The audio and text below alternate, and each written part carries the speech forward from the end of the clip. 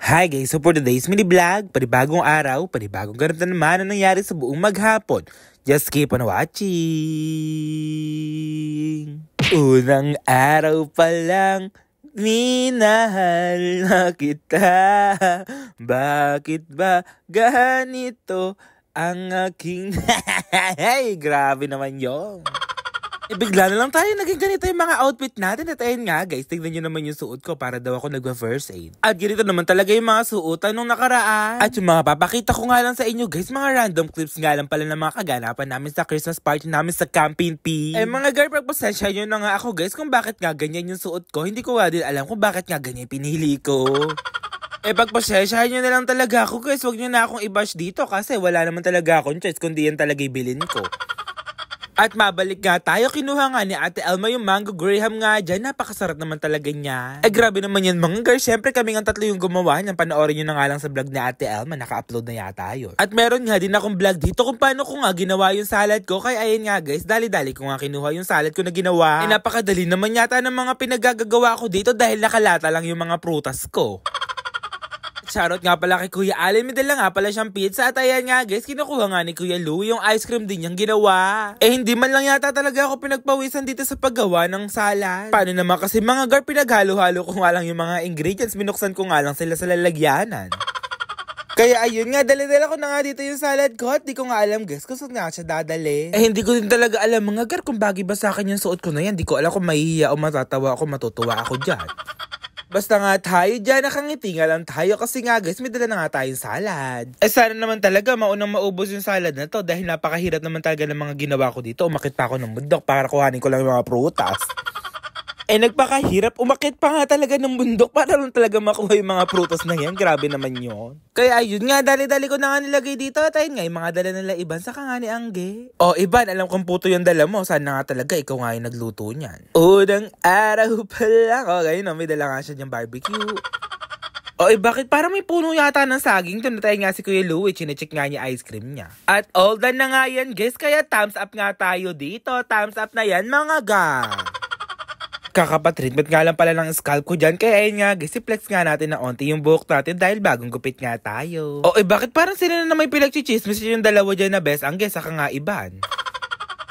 Oops, napansin nyo ba yung buhok ni Iban? Bagong ribbon nga, grabe naman yun. O bakit parang may nagtitinda yata dito na malamig? Tindig nyo naman kasi mga guys, tatlo pa talaga yung flavor.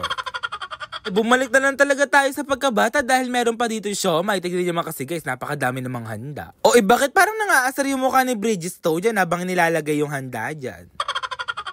At dali-dali nga din kumuha si Sky dito ng hotdog. Napakasarap naman talaga niyan. At itong barbecue na to, feel ko nga guys, unang mauubos to, feel ko talaga makakalima ako niyan dahil napakasarap naman yata talaga. Tumaba na lang talaga tayo ng tumaba dito dahil napakasarap naman talaga ng mga pagkain. Kaya ayan nga guys, i-fast forward na nga natin yan. Napakasipag naman ni tita, siya pa nga yung nag-aayos ng mga pagkain yan. Oops, parang may target lock nga tayo dito sa Shanghai. Tignan nyo naman kasi mga guys, napakasarap naman talaga ng pati nga adobong paa. Bakit parang ito yata yung masarap? May pizza pa nga dito, napagkalaki-laki, dalawa pa talaga yo. At thank you Lord sa blessing dahil nakakakain kami ng ganito mga guys at salamat talaga Lord.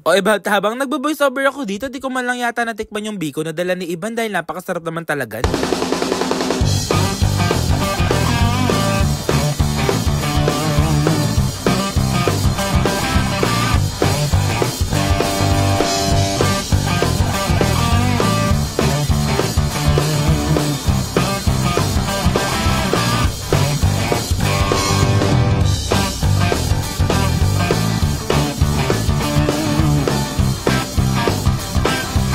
At ayan na nga mga gar, nagsisimula na nga dito yung pagkuha nilang ng mga malamig dahil napakasarap naman talaga. Hey, I'm a rockstar! Hey, I'm a rockstar! Unang araw pa lang.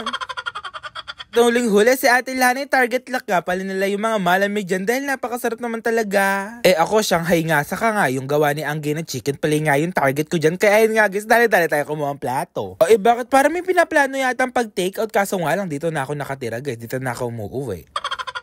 Nakalimutan ko pala mga guys, dito na ako natutulog, hindi nga ako makakapag-uwi ng pagkain sa bahay kaya medyo nalungkot na lang tayo. Eto nga, yung masarap yung chicken palinga na ginawa ni Angge. Grabe naman talaga yun mga gar. Mga gar, hanggang ngayon nga talaga, kumakain pa talaga ako ng chicken paling ni Angge dahil may mga natira pa at ako ngayon na umuubos. Pili ko mga gar, mababasyan naman tayo dito dahil 3 chicken palinga yung kinuha ko. Katulad nga nung nabash nga ako sa longganisa. O mga girls na bashing nga, panatilihin natin laging maging mabuting tao.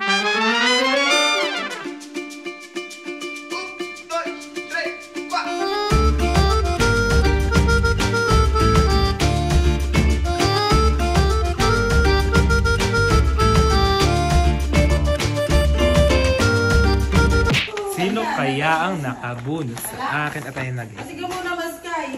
Sky! Siguro best ako nabunot mo. ayun na, nakabes. Sino kaya? Kasi ibang pala na. Sana ako ang nabunot ni Emil.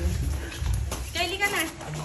O mga gar, naka-formation na nga kami dito. Dala-dala nga namin yung mga regalo namin. At kakamiss naman talaga mag-aral dati dahil ganito ko lang nararanasan yun. Kasi mga gar, sa school nga lang talaga yung mga Christmas party na yun. Wala naman talaga sa amin. Kaya yun nga, napakasaya naman talaga guys. Hindi ko pa nga alam kung sino nga yung nakabunot sa akin. Hanap na yan mga gar, katabi ko lang pala yung nakabunot sa akin. Si Anggi pala yun. May pa-uniqlo pa nga siya dito for today's video.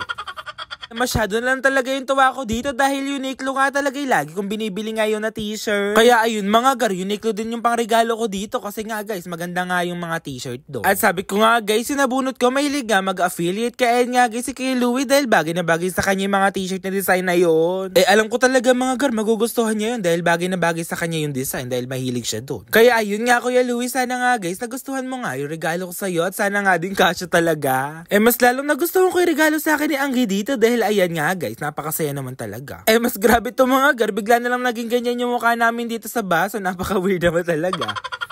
Kaya ayun nga, kanya-kanya na nga kami ditong baso at di nga namin alam. Tignan nyo nga guys, sa ibang biglang ganun yung mukha. Tignan nyo naman kasi guys, si Tita Beth, tignan nyo naman kasi guys, nakanguso pa siya dyan. At thank you nga pala kay Kuya Gabriel sa Kapinpin family. Yun lang guys, thank you for watching.